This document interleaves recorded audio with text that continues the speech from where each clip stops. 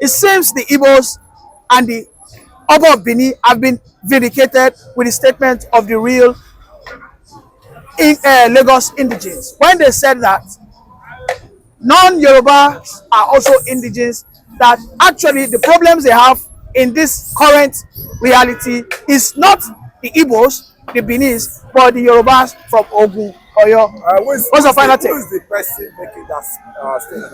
I think you just come in and start telling. You know, Asians have said that whether you're from Osun or from Oyo, you don't have any higher interest than the Igbos in Lagos. So do you agree that by now the Igbos actually have a right, even in the Lagos politics, than if or to an equal measure with the Oyo and the Ibadan people? I think anybody that is saying that is not coming from the right channel, and it's not. It's just saying its own. What are you talking about, sir? What are you talking about? As Yoruba is now, Yoruba has 6 states, in which Lagos is included. And but the Lagosians are saying that Igbos are not their problem. Who are those Lagosians? The aborigines. Are they not saying Lagosians? Aborigines.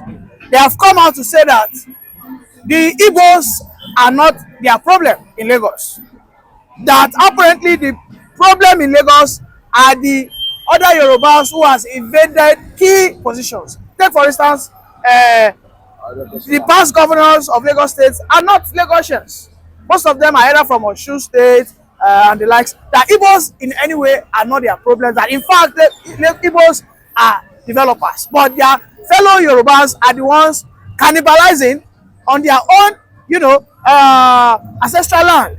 Quickly, as a man from the Eastern Extraction, I think this is a good news for you. It's not a good news because what they are trying to repeat or let the world know that, you know, before the amalgamation, Lagos was a single status, has a single status, operates on its own, controlled by the indigenous people. Go and ask people like Bode George, they will explain to you, you know, how the whole thing came about. Go and ask people. Lagos is made up of, you know, major nationalities from Sierra Leone, Liberia, you know, some other places as a result of, you know, slavery. You know, people that felt that they want to be a part of where they felt that they are safe, they came to Lagos. Lagos itself as a state has colonies. So the indigenous people are the people, the indigenous people of Lagos are the people who are making it very clearly, and it became very significant when there was a certain push at the presidency over regionalism. You know, the comment they made a similar comment. There was a group that came out and made it very clearly that if Tinubu is going to go on with regionalism, they are going to return Lagos to a single status where it will become an island of its own. Because they discovered that that issue of regionalism, where they will be co-opted with the entire Southwest, means that the same thing we are trying to get at, that non-Yoruba indigenes, look at what he said, non-Yoruba indigenes has never contributed anything in the development of Lagos. To an extent, someone like Lagospedia started, you know, online fanatic campaign against Igbos, that Igbos must go. That was when the reaction actually came out. But you can see, yeah, if you want me to stop, I can. Okay, Mr. Chinedu, please hold on. Mr. Kule, I know that you have always said that Lagos belongs to all Yorubas, but you can see that the Lagosians, the true Lagosians, are saying that their problem is not even the Igbos, but the Yorubas from Osun State, from Oyo State, who has invaded and taken, in fact, the ruling positions in their land. What's your reaction? Okay, thank you very much. I think what is going on now is, you know, we're in a political terrain now. And as it is now, the Lagosians actually give respect to them. They are aboriginal Lagos. And you know what, Lagos, the indigenous of Lagos, what you know about how will you identify the Lagosians. Those are the people that are bearing Willoughby, they are bearing Martins, they are bearing different foreign names. Williams. It was when the colonial masters, that's the British, and the, what's it called, they came and looking for slaves. And I'm talking of the Brazilian, the British, and the Portuguese. When they came down, they threw the Kosoko, that was the Oba in charge then, that's Kosoko of Lagos. And they got some, I mean, what's it called? They ended up bringing some, getting some slave down to across, you know, Portugal, UK, and Brazil. And that's why I can tell you categorically, Lagos of Aboriginal Lagosians, they are not really, as you said, they are not really engaged in the activities of Lagos. It's an outsider that from the other side of the southwest, they are coming in to take over their job, and they have a right to complain. They have a right to be army. But the problem now is, where are they sleeping in? Are the real Lagosians sleeping in slumber? Are they really sleeping in slumber before they find themselves, until they find themselves to this level before they start not crying out loud? And I happen to study Lagos history well. Lagos belongs to the Awori themselves. The real Lagosians are the Aworis. They were the first settlers in Lagos. And when they came in, the Benin people, that's Benin, they were on like trade missions, coming in, going, buying, market, buy this thing. Then they created, as being highly welcome people, accommodating people. I'm talking of the Awori. They took the Benin, and they will always get their products secured for them, safe for them. And when they're going back, they would Benin, will go through the sea, because there was no channel of road channel then. It was always through the sea. So I'm saying this just to clarify. Some people will say Lagos is a no man's land. Some people are saying that, I think they don't know the history. Okay. Lagos belongs to the Awori. That's why you see Asian state. I stay in one of the Asian states in Ebute Metta. So Mr. Chinedu, so with what Mr. Kule just said, is it safe to say that the same right the Oyo, the Ijebus, the Hausas have in Lagos is the same right the Igbos also have? No, let me just take you to a certain point that there's no nationality, ethnic nationality, that doesn't have minorities, that doesn't have ethnic minorities. It is everywhere. If we are talking about the Aworis, we know the area they are occupied in the geographical location, and within the Lagos context, when I'm talking about Lagos, if I'm talking about real Lagos, Lagos was founded, by the empire, the Benin Empire, funded, at the same time, and that was what gave Lagos that status of having ethnic, nationalities in different locations. There are locations you see, that this location belongs to Yorubas. There are locations you go, that the foundation has been there up initial. You understand? So coming back to this era where we have Jakande era, it started Jakande too, Badagry, from Badagry, where are the good people, are supposed to be the real pointers to lay claim on the issue of Lagos interest and the indigenosity. Let me put it that way. So, but as it stands now, civilization has come, and you cannot take away that there was actually an indigenous people in Lagos, indigenous people who can lay historically claim on Lagos, that happens to be a single status city that was not part of Nigeria before. That we must understand that clearly. Then, as it stands now, if you want to look at what under Fashola as at that time, what he said, when the Lagos State government brought out their own gazette, on how far Lagos has failed in terms of contribution from the different ethnic nationalities who have found themselves basically constitutionally as indigenes of Lagos.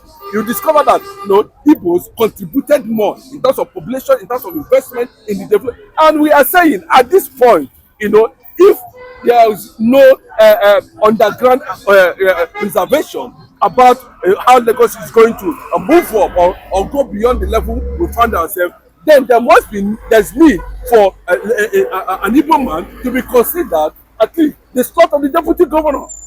Is worth it. If they believe that constitutionally, where you find yourself and you have dwelt for a particular time, you have that electoral constitutional powers, to contest an election, not based on where you come from or ethnic Mr. sentiment. Chinedu, that is a very brilliant observation there. So, Mr. Kule, the legislations have said that whether you are from Osun or from Oyo, you don't have any higher interest than the Igbos in Lagos. So, do you agree that by now the Igbos actually have a right, even in the Lagos politics, than if or to an equal measure with the Oyo and the Ibadan people? I think anybody that is saying that is not coming from the right channel, and it's not. It's just saying his own. What are you talking I about, can sir? tell you What are you talking about? categorically, as Yoruba is now, Yoruba have 6 states, in which Lagos is included. And But the Lagosians are saying that Igbos are not their problem. Lagosians. Who are those Lagosians? They are Are Aborigines. they not saying Lagosians? They are saying that Who gave them the that Igbos, they are saying that the Igbos also have equal right rights to be anybody? to, yes, to also come into the It has politics. been like that. Come on, it has been like that. Azikwe, Nnamdi Azikwe won election in Lagos through the likes of the Abba Macaulay, through the wildlife for Adeno Ogunsoya. God came out and do Oro for the Igbo. Let me tell you, Lagos is a fertile state, right? No matter how, if anybody say he's not investing in Lagos, is the one losing. I'm telling you, why is a cash cow state? Is there's nothing you bring to Lagos that you will not turn to money. I can tell you. Yeah, Mr. Kule, everybody knows that Lagos is a cash cow. But wait, Mr. Kule, hold on. Let us speak to issue. Mr. Kule, let us speak to the issue here. Yes. The issue is the Aborigines, the real owners of Lagos, Yes. have said that their problem is not the Igbos. They are Whether in business, whether in politics, it is those who come from other Yoruba states that they've invaded and they've dethroned them. So yes, they are saying that the Igbos, they are saying that the Igbos also have equal right rights to be anybody. to also come into the It has politics. been like that. Come on, it has been like that. Azikwe, Nnamdi Azikwe won election in Lagos through the likes of the Abba Macaulay, through the wildlife for Adeno Ogunsoya. Go back to the archive of the history. Igbos and Yorubas, they have been an ally together. Nevertheless, this one is from South Ijebu, this one is from Osun, this one is from. They have been together.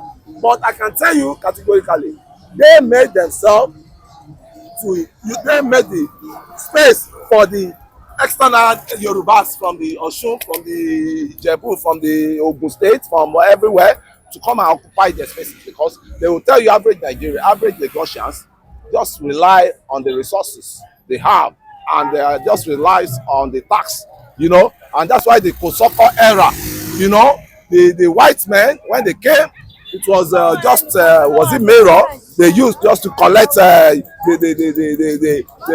spread around the colony of Lagos. And I can tell you out there, maybe the Lagosians, the real Lagosians, are just waking up. Maybe they've been sleeping in slumber. Okay. They're supposed to occupy their space. They own Lagos, and why are they going to know them? Where the issue will be now is when some Lagosians are telling you they are occupying their space. How about the Ogun states? They are worried that take it or leave it. Go back and make research. Clear the research for me when you make the research. Okay, finally, I worry for the first settlers in Lagos. well, And they lay claim to Lagos than any other place. well, let me ask the last question. Yeah, Mr. Chinedu, with this revelation now, that the Aborigines are now blaming their fellow counterparts, Yorubas. Yes, can we say that the Oba of Benin has been vindicated when he said that yes, if on the Lagos? Let us leave sentiment. Lagos, as at 18th, 17th century, has already assumed the status of headquarters of human trafficking, as in terms of slavery. So the Lagos factor there has already been created as a result of slavery, not by the commercial status, has already been achieved as a result of the presence of the colonial masters as at that time. You understand? So the point is this, subsequently we noticed that it becomes the capital of Nigeria, and of course it attracted the presence of the federal government to this point. In terms of Lagos itself, Lagos has no resources to resuscitate and build the kind of infrastructure they have currently in Lagos today, except the resources that is coming from crude oil or thereabout. But that's not the center of attraction anyway. Just to give you an insight, definitely what it looks like. We don't want to contest that, because we know some part of Lagos today was not part of Lagos before. We know the role Awolowo played, in that regard, and trying to fuse some part of Ogun State and using it to as a point of claiming, access to Lagos. But let us move a little bit away from that. At the point where we are now, I want to tell you categorically that there are colonies in Lagos. There are people from Sierra Leone. There are people from different countries who found themselves as a result of conquest. Embrace the Benin culture, embrace the Benin Empire, and as a result of that, they located themselves in those areas. Igbos was part of it. People from Sierra Leone was part. Ghana too was part of it. So many of them were part of it. They are still there, breathing. That's what they call, generalization. Of human migration. With time, everybody becomes like the environment. Everybody start behaving like the environment. But in the real sense of it, they actually know themselves. So what they are trying to tell you to the non-indigenous is that they should stop threatening people, especially the Igbos, and giving their contribution in Lagos. But understand the direction where they are going. This is not a political affair. They don't want a situation where non-Yorubas will use that non-Yoruba indigenous in Lagos will use the Yoruba sentiment, to begin to make sure that what is being brought in terms of development is being scattered to an extent. I think that's what they are trying to point out. So Mr. Kule, last question to you. Non-indigenous Yorubas, I think that's improved on that level. What you ought to say is Yorubas extraction from other states, not non-indigenous Yorubas. My question, no.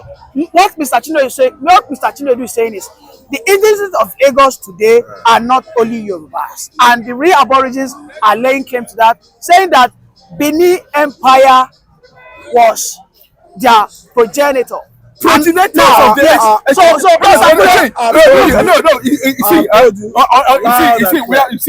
us not deviate from the point of what we are discussing. The point of reality.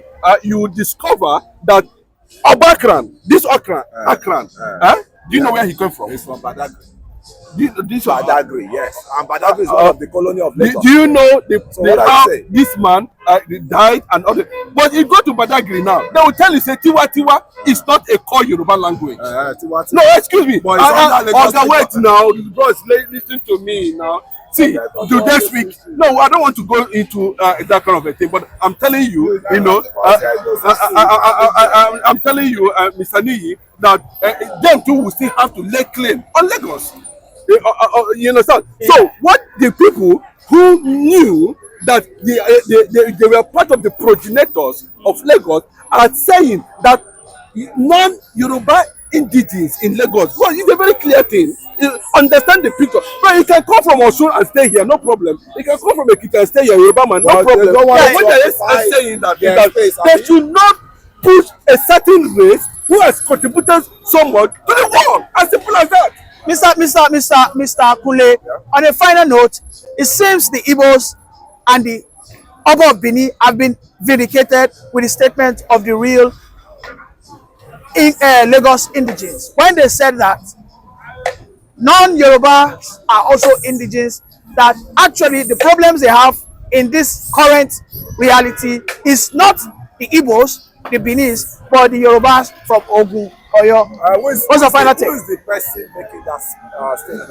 I think you just come in and start telling. No, it is reported in the Vanguard. By whom? By the Lagos Aborigines. Who are the Aborigines? Is it Bode George? Is it they must have names? You already mentioned one of them who has come out to make it very clearly. Bode George, I can tell you. Yes, Bode George said it. Will never, because Bode George Alliance, his connection, the Bat connection is related to Ogun State and Lagos State. Well, let me give you a background. Let me give you a background. I want to give you a background to what brought this conversation up. Hold on, sir. Let me give you what gave the background to this conversation. $100 million was paid by Dangote, and that money was supposed to share to the real owners of the land. And Tinubu from Osun State with Fashola, they shared it. And this is why they are saying that it is not even the Igbos, because the Igbos did not have a share in that money. It was the Yorubas from Oyo, Osun that are what depriving the real Lagosians their own rights. Who is telling you that now? Number one, that money. The $100 million has been a controversial issue. You know, because that money, how can you just give? From what I gathered, 4 million was given to people to share without 4 million. As at that time, let me. It is a serious issue in Elegushi now. Let me explain to you. It is a serious issue in Sokoto now. Obasanjo into Because the the others are that land was sold under when Obasanjo was still the president of Nigeria. No, the land in question now. Ojangote refinery project did not start today. It started under Obasanjo.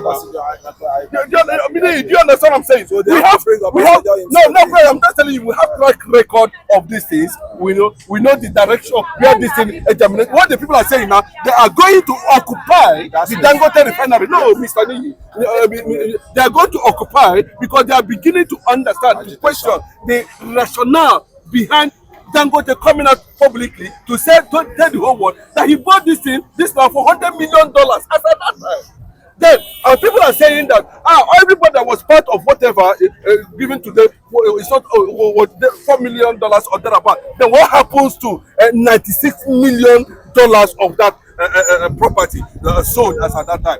And we know who was in power. We know subsequently transactions like that took place. So there is reason for them to raise a certain eyebrow to ask the whole world to come and see, the kind of capture, people from outside has dead heavily blown. And on that note now too, you see, when you're talking about the public, contribution or colonies in Lagos who have contributed more to the development of Lagos State without having direct government, federal government support or investment or funding the Igbos. And they have done their statistics. I'm telling you, Lagos State Government Gazette under Fashola, 53%, 43%. Go and check the record. It is still there. Some of these gazettes can be hidden somewhere. But they are telling you that at this level, at least people who have shown capacity at that level deserve the slot of the deputy governor in Lagos State. Thank you very much for that brilliant submission. My input. Mr. Kule, do you want to add anything? Yeah, I want to get. Are you saying the Igbos do not deserve a slot? No, I want to. No, they've been there. They've been giving them slots. But I want to right the wrong. It's just said now. Are you saying they don't deserve a right? See, Lagos have told you. They say Amushani Ilu Eko. Lagos is like a pot of water. That this one will get there, you will take it, you will zip on it, and it will never dry. So for you to say one majority tribe contributed, man, look at the international investors. I didn't see majority. Look at the international investors. I was making reference to Lagos State Gazette released under Fashola as governor. That you want to compare with Shell, you want to compare with all the headquarters of all these companies, oil companies, all the headquarters of the banks are situated in Lagos. And the tax they will be paying. And I'm telling you, the biggest embassy in America today is being located at Equatlantic now. Biggest embassy in the world of America is being located at Equatlantic. I've been there and I've seen myself. So Lagos